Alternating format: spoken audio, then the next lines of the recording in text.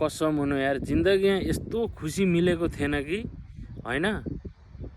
अहिले जो नयाँ सरकारको आलोचना गर्दै जो एमालेहरूको भतुवा कुकुरहरूले जो लाठीचार्ज खाइरहेछ नि, चुत्तड बजाइरहेको छ नि अहिले आएको नयाँ सरकारले, यस्तो दिल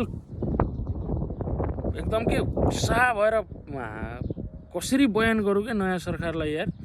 यिनीहरूलाई नि छानी ठोक्नुपर्छ क्या अझै, बल्ल होसमा आउँछ साले कुत्ताहरू भतुवाहरू।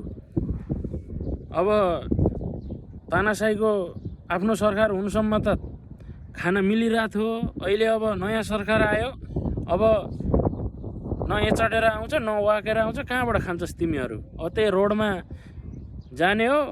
अहिले आएको नयाँ सरकारको गाँडमा लट्ठी ड्याम खाने हो। तिमीहरूको काम भनेकै त्यही हो।